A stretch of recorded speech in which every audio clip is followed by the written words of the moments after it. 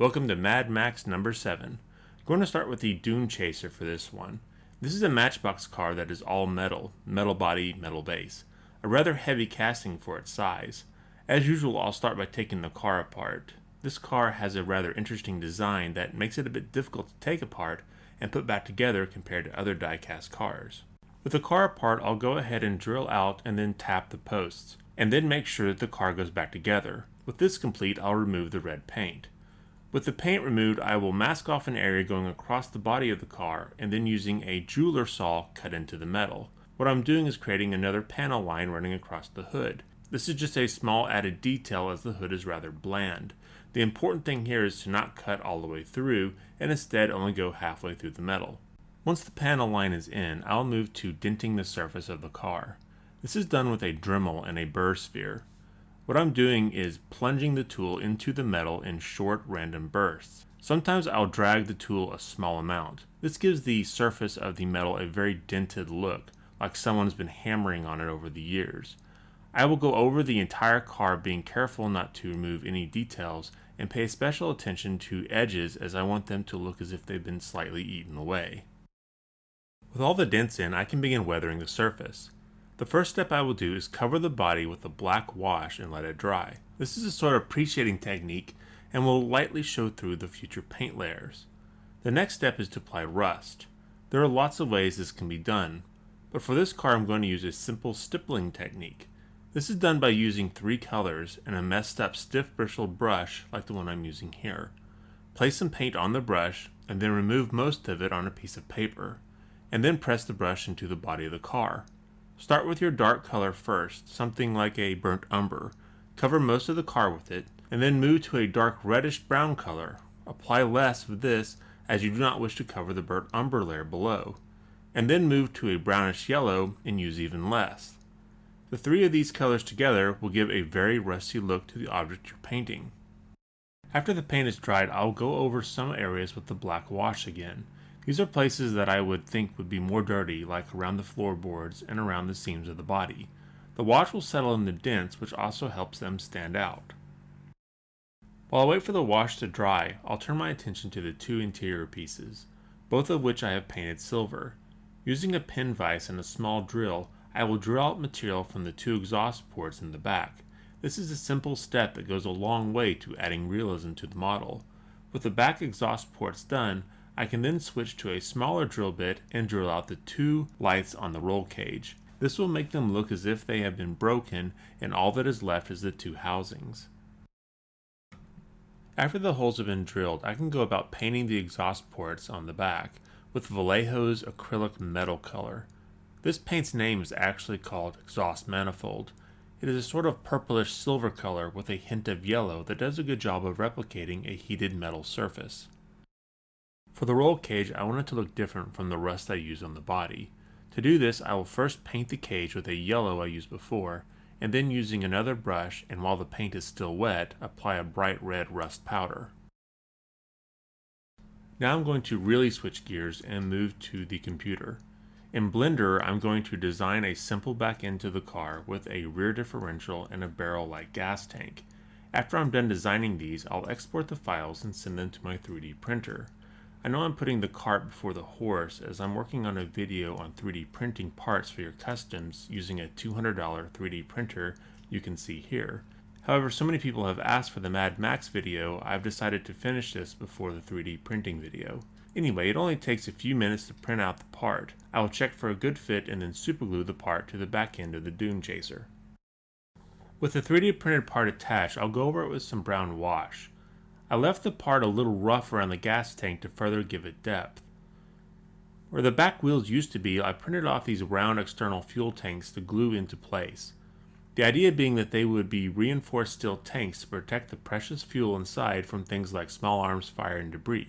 Of course, the real purpose is to cover up the back area and add detail and girth to the model. The black wheels were glued in by cutting the axle wire in 2 and then gluing the axle ends into the 3D printed axle. After the glue set up, I used the same method I used earlier to paint the roll cage to paint the 2 external fuel tanks. With the body and base mostly done, I could now turn my attention to the internal plastic. I started by using my airbrush to paint the seat, steering column, and shocks black. I then used my fingers to remove the black paint on the high parts of the shocks. On the sides of the plastic, I used a paper towel dipped in some acrylic thinners, or you could just use some airbrush cleaner, to remove some of the paint and give it a splotched, dirty look.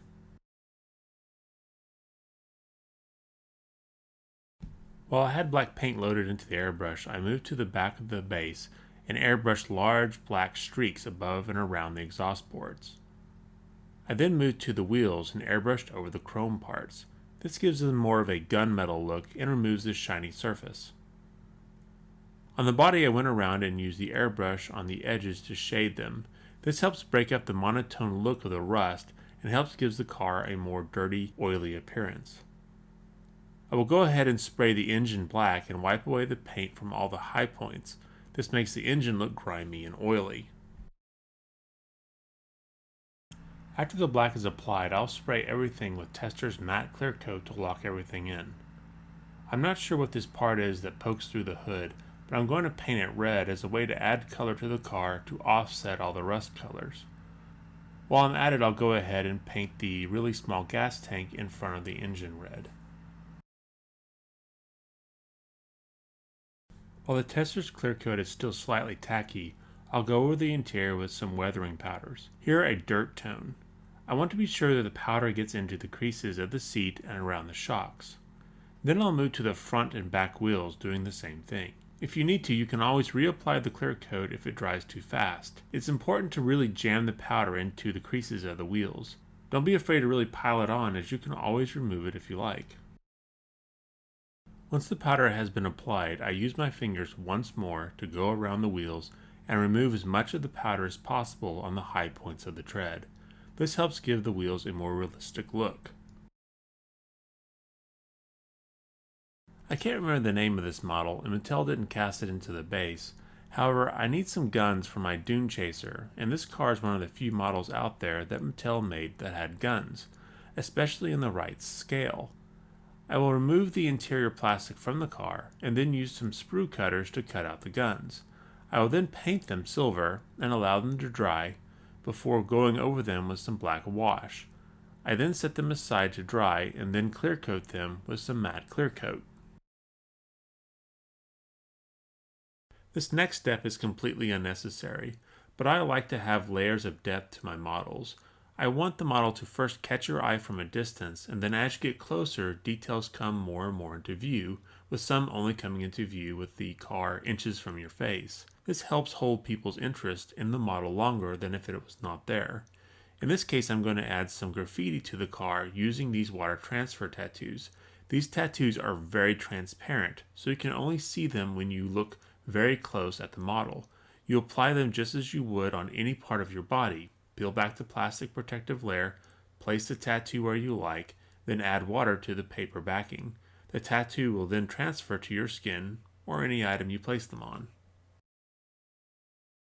After the tattoo has been applied, I'll let it dry and then clear coat over it with matte clear coat to protect it. I then added a small amount of brown weathering powder while the clear coat is still slightly tacky to help blend the tattoo into the rest of the hood.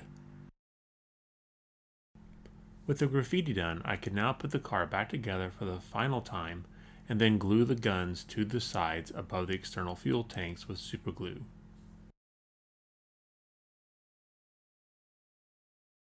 The last item I will add to the car is a fuel hose running from the back fuel tank to the engine compartment. For the hose, I'll use some black 18 gauge wire that I go over with some sandpaper to remove any writing and to scuff up the shiny surface. After I'm done with this, I glue one end into the engine compartment and let that set up. Then, using some tweezers, bend the wire into the shape I want and then cut and glue the other end to the fuel tank.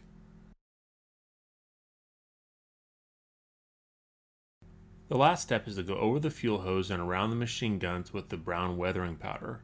I especially want to add a lot around the areas I think dust would accumulate if the car was real, places like the open engine compartment.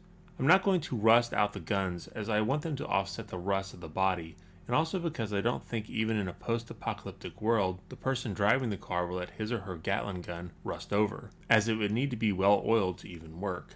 Alright, so here is the before shot, a very small car, and here it is after I extended the frame and made a few changes. I have to say that this one was really fun. Using a 3D printer has really opened my eyes to endless possibilities.